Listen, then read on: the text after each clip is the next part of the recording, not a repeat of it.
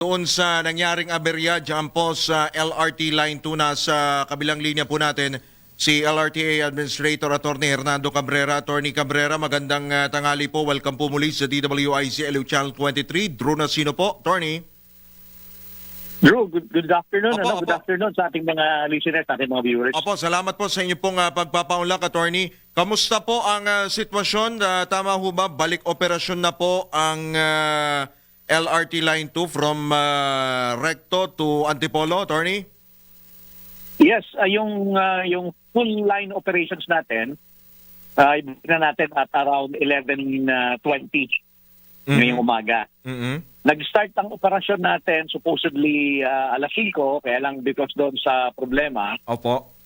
nakapag-start tayo ng operations around mga 6:45. Kaya lang partial ito, hindi full line. Kaya ang naging operasyon natin kanina, beginning 6:45, is Cubao to Recto and then Recto to Cubao.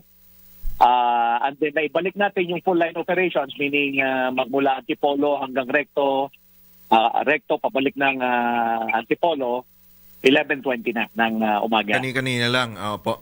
So, an hour ago na pala, Attorney. Opo. Pero, natumbok nyo na ho ba kung ano po yung punot dulo? Dito pong technical problem? Natumbok na namin. Actually, we start operations at 5 in the morning. So as early as mga 3, nagdi-deploy na tayo ng mga tren. So inaakyat na natin yung mga tren natin. Kaya lang, mga around, I think mga 3:30 in the morning, mayroong isang tren nandun sa may Katipunan area, sa may tunnel area. Nagkaroon siya ng aberya, nagkaroon siya ng power supply problem. Opo. And this one, nag-trip siya, nag-trigger siya ng tripping ng ating mga power transformer. Kasi all throughout the line, from Recto up to Antipolo, meron tayong 7 na tinatawag na power transformer. So nung nagka-problema yung trend, somehow, tinrip niya yung rectifier o transformer number 5 at saka number 6 natin. Okay. So habang tinitingnan natin, kita natin na ayaw mag-engage yung rectifier number 5 at number 6. And then na-trace nga namin na ang punot dulo pa niya nandun sa grounded yung ating mga kable. So inayos natin ito. So with that, nung natapos yung pag-aayos, naibalik na natin sa normal operation yung rectifier number 5 at saka number 6. And then by 11:20, nakapag-resume na tayo ng full line operations. Opo. Attorney, di ho ba nagkaroon na rin po ng mga ganyan pong kalintulad na problema noon? Yan pong mismong tama ba? Rectifier? Kung ano man yung... Yes. Opo. Nagkaroon na tayo ng ganyang problema, di ba? Tama, last year ba? Or attorney? 2019 actually. 2019. Actually, mga 5 years ago, nasunog yung rectifier number 5 natin. Pero actually, hindi naman siya nasunog ngayon, hindi naman siya nasira. Nagtitrip lang siya. So, eventually, na-trace namin yung grounding. Doon sa area pa rin ng kung saan tumirik yung Same trend. pa rin. Doon So, pa yung rin sa na-resolve same area. namin yung grounding, yun na umayos na yung natanggal yung tripping at naibalik na sa normal operations. Opo, ano pong assurance po natin na hindi na po yan mauulit at kasi yun nga sabi nyo nga meron na rin ganyang history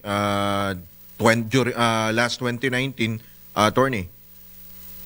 Yes, balik tayo dun sa basic na maintenance.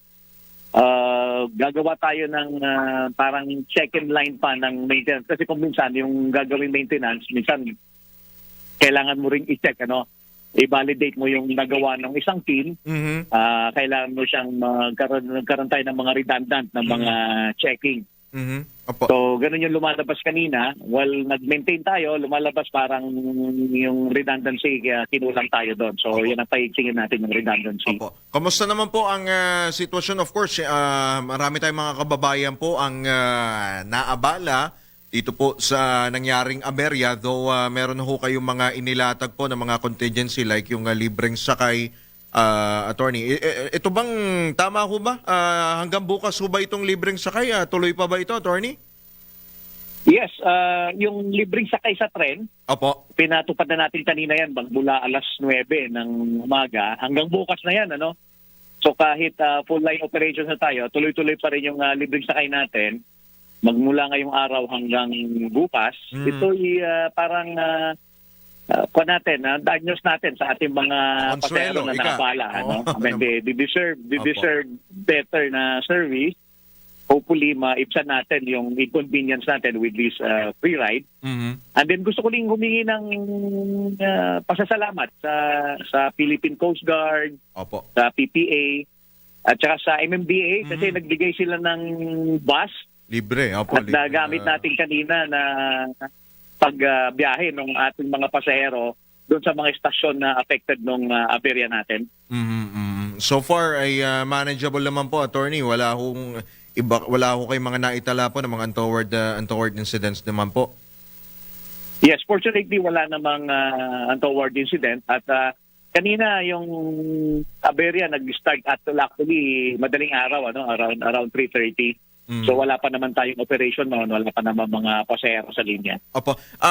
Maidagdag ko lang, attorney, dahil tag-ulan naman na at batid naman natin kapag ganitong panahon, usually, di ba, pag malakas ho talaga, sobrang ulan, tapos kumukulog kumikidlat, ay naapektuhan din po ang biyahe ng LRT Line 2. So ano ho ba ang mga may mga binago ho ba kayo, may mga inayos po ba kayo doon po sa specifications or doon sa mismo pong railway system para masabi po natin na safe po pagdating po sa mga ganyan pong mga malakas ho na pag-ulan na may kasamang thunderstorms o pagkulog-pagkidlat? Yes, unang-una yung ating mga lightning arresters. Kasi usually tinatamaan tayo ng kidlat. Yes. So through the years, nagdagdag na tayo ng mga additional lightning arrester. Number 2, yung ating procedure ano na as much as possible kapag tag-ulan na at bumabaha na, tuloy kahit bagyo, hanggat safe yung i-operate natin yung system at meron kaming power supply coming from Meralco, tuloy-tuloy yung operasyon natin.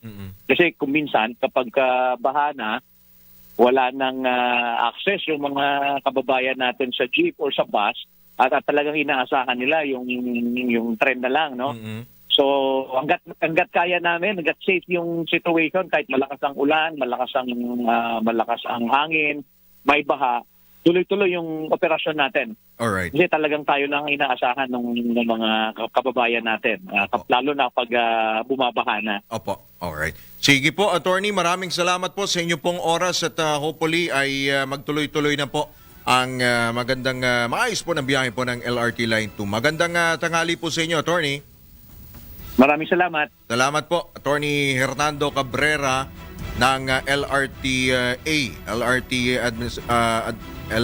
at Authority, ang administrador po ng LRTA.